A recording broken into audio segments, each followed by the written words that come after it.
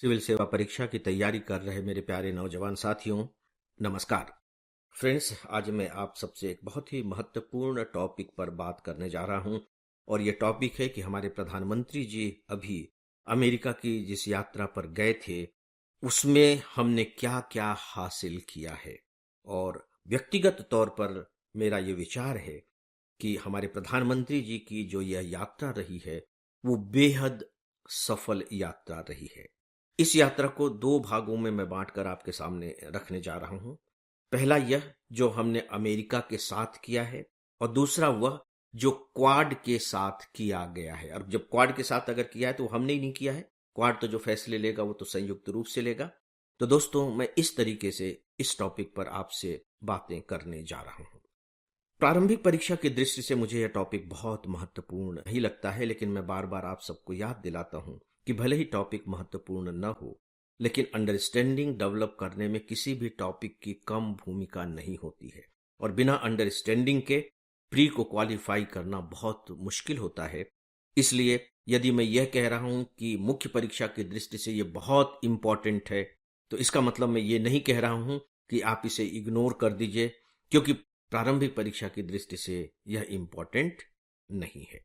तो दोस्तों, पहले हम बात करते हैं अमेरिका के साथ भारत का जो एक समझौता हुआ है, जो सहमति बनी है।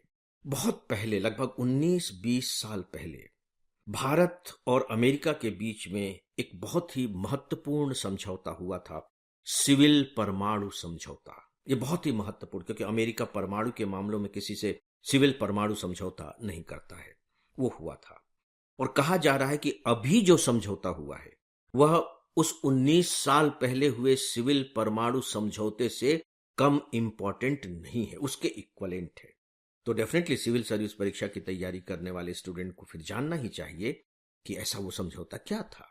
तो दोस्तों, वो समझौता क्या है, आप ये देखिए। पहली बात, यह महत्वपूर्ण इसलिए है क्योंकि यह समझौता अमेरिका ने अभी तक किसी के साथ किया ही नहीं है, इसलिए महत्वपूर्ण है। यानी कि भारत को उसने इसके लिए चुना है या भारत को उसने तरजीह दी है। ऐसा नहीं है कि उसने हम पर कोई एहसान किया है, उसको भी लगा होगा कुछ ना कुछ कि नहीं, भारत के साथ ऐसा किया जाना चाहिए। उस पर हम लोग आगे आएंगे। इसमें प्रोविजन क्या किया गया है, उस प्रोविजन को पहले हम देख लेते हैं। अमेरिका की जो मिलिट्री यूनिट है उसका नाम है US space force. US space force, ठीक है। ये क्या करेगी? ये भारत सरकार का हमारा जो सेमिकॉन मिशन है, सेमिकॉन मिशन, इसके बारे में आप जानते हैं कि भारत अपने यहां, या कह लीजिए अपने देश को सेमी कंडक्टर का हब बनाना चाह रहा है। और इसके लिए बाकायदे उसने एक मिशन की घोषणा की है, अपनी नीतियों की घोषणा की है और सरकार ने बहुत सी छूट भी देने की बातें कही हैं। सेमी कंडक्टर जिसे हम कहते हैं, सेमिकॉन मिशन, तो इसको समर्थन देगा, इसमें मदद करेगा। और हमारे यहां की दो भारतीय कंपनियों के साथ मिलकर, अब ध्यान दीजिएगा, खास किस्म के सेमी कंडक्टर बनाएगी। कौन बनाएगी? US space force. तो जो सबसे इंपॉर्टेंट है वो ये है कि दो भारतीय कंपनियों के साथ मिलकर के वो विशेष किस्म के सेमी कंडक्टर बनाएगी। तो ये विशेष किस्म के सेमी कंडक्टर कैसे हैं, क्यों ये विशेष किस्म के हैं? दोस्तों, ये विशेष किस्म के इसलिए हैं क्योंकि इनका संबंध डिफेंस कैपेबिलिटी से है, सामरिक क्षमता से है। तो विशेष हो गए। देखिए, सेमीकंडक्टर तो आप जानते हैं कि जो इलेक्ट्रॉनिक जो कार हैं उनमें भी लग रही है, आपके मोबाइल में भी लग रही है। सेमीकंडक्टर तो आजकल का जो यंत्र सिस्टम है उसके ऑक्सीजन उनका प्राण हो गया है। लेकिन चूंकि इसका संबंध डिफेंस से, इसलिए यह विशेष महत्व रखता है। इसके तहत क्या किया जाएगा? जब ये सेमीकंडक्टर बनने लगेंगे तो एडवांस्ड सेंसिंग, संवर्धित संचार, यानी कि बहुत ही तेज और बहुत ही मॉडर्न कम्युनिकेशन सिस्टम और हाई वोल्टेज पावर इलेक्ट्रॉनिक्स में भारत अग्रणी हो जाएगा। हमारे पास ये टेक्नोलॉजी अभी नहीं है, ये हमें मिल जाएंगे।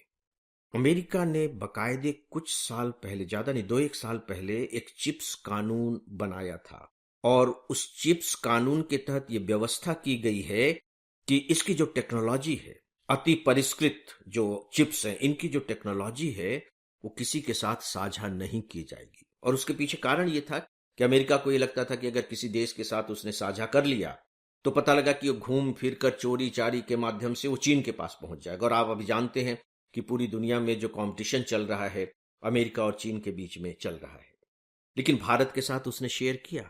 तो समझने की बात है कि ऐसा क्यों किया, क्योंकि जो डिप्लोमेटिक रिलेशंस होते हैं इसी पर तो डिपेंड करते हैं, और इसी से आपकी जो क्षमता है, खासकर एनालिटिकल पावर, वो बढ़ेगी।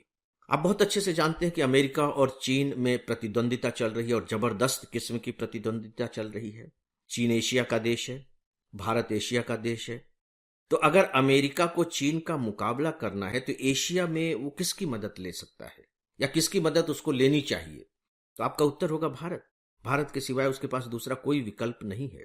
तो आप ये मान करके चलिए कि अमेरिका ने भारत को इसके लिए जो चुना है वो खासकर चीन को काउंटर बैलेंस करने के लिए चुना है। ऐसा नहीं कि वो कोई बहुत बड़ा हम पर उपकार कर रहा हो, लेकिन डेफिनेटली जब कोई समझौते होते हैं तो दोनों देश अपने अपने हितों को ध्यान में रखते हुए ही समझौता करते हैं।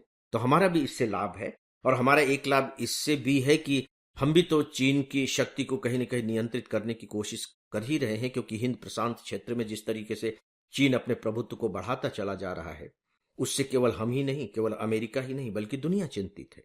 तो दोस्तों, आप कल्पना कर सकते हैं इसके आधार पर कि ये जो समझौता हुआ है, जो सहमति बनी है, अपने आप में कितना महत्वपूर्ण समझौता है, राइट? अब मैं आता हूं क्वाड वाले प्रश्न पर। क्वाड का शिखर सम्मेलन हुआ। क्वाड आप जानते हैं, क्वाड 4 देशों का एक संगठन है जो लगभग 4 साल पहले अस्तित्व में आया था। मैं अपने ऑनलाइन स्टूडेंट्स को बताना चाहूंगा कि इस पर बाकायदे मेरा एक इंडिपेंडेंट लेक्चर है क्वाड पर, वो आपको सुनना चाहिए और समझने की कोशिश करनी चाहिए। मैंने अपने लेक्चर में इसके बारे में बहुत अच्छे तरीके से समझाया है। भारत है, अमेरिका है, जापान है और ऑस्ट्रेलिया है, ये 4 देश इसके सदस्य हैं। मैं इसकी डिटेल्स में नहीं जा रहा हूं। क्वाड में भी हमारे प्रधानमंत्री जी ने भाग लिया। भारत तो उसका सदस्य है ही, तो प्रधानमंत्री जी को भाग लेना ही था। यहां मुख्यतः 3 समझौते किए गए हैं। देखिए, मैं मुख्यतः शब्द का इस्तेमाल कर रहा हूं क्योंकि जब आप अखबारों में पढ़ेंगे या पत्रिकाओं में, तो आपको उसमें कई और छोटी छोटी बातें भी मिल जाएंगी पढ़ने को, क्योंकि वो उसमें संपूर्ण देते हैं। लेकिन मैं संपूर्ण न दे करके मैं महत्वपूर्ण तथ्यों पर बात करता हूं, ताकि आपको छांटने में दिक्कत न हो। अदरवाइज पता लगा कि आंसर लिखते समय छोटी चीजें हैं वो पहले आ गई हैं और बड़ी चीजें तो गायब ही हो गई हैं, और बहुत छोटी छोटी चीजों का उल्लेख करना जरूरी भी नहीं होता है। तो मुख्यतः 3 समझौते हुए हैं, उन्हें आप देख लीजिए। नंबर 1, एक शुरू किया गया है quad cancer moon shot initiative. Cancer की बीमारी। मून शॉट का मतलब होता है, अभी तो आपको बिल्कुल असंभव सा लग रहा है, बहुत ही कठिन सा लग रहा है, लेकिन उसे संभव करना है। मून शॉट, बहुत ही असंभव सा इनिशिएटिव, मतलब प्रयास। मतलब इस पूरे के पूरे हिंद प्रशांत क्षेत्र में, देखिए इसका जो संबंध है वो हिंद प्रशांत क्षेत्र से ही है, क्योंकि जब आप क्वाड के बारे में पढ़ेंगे तो बहुत स्पष्ट रूप से उसका उद्देश्य वहां मेंशन किया गया है कि हिंद प्रशांत क्षेत्र में शांति स्थापित करना, कानून व्यवस्था को बनाए रखना, सुरक्षा स्थापित करना, समानता को बढ़ावा देना, शांति बनाए रखना, ये क्वाड के उद्देश्य है। तो हिंद प्रशांत क्षेत्र में जो कैंसर की बीमारी है, और खासकर गले और जो गर्भाशय की बीमारियां हैं, कैसे उनसे छुटकारा पाया जाए, उसको खत्म करने के बारे में समझौता हुआ है। और मुझे लगता है कि ये बहुत महत्वपूर्ण समझौता है, क्योंकि इसका संबंध सीधे सीधे नागरिकों के जीवन से है। यहां आप देखेंगे कि आपको कोई सामरिक या युद्ध या डिफेंस वाली बातें दिखाई नहीं दे रही हैं, यहां जीवन दिखाई दे रहा है। जो दूसरा समझौता हुआ है, मैत्री समझौता, वो है क्वाड एट सी शिप ऑब्जर्वर मिशन। मैं रिपीट कर रहा हूं, क्वाड एट सी शिप ऑब्जर्वर मिशन, इसे कहा गया है मैत्री। इसमें क्या किया जाएगा?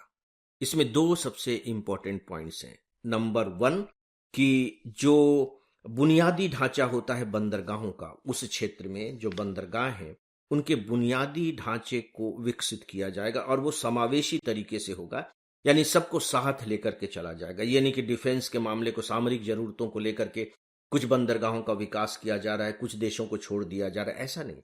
ये जो बंदरगाहों का विकास होगा, ये बाकायदे समावेशी तौर पर होगा। ये इसका पहला पॉइंट है।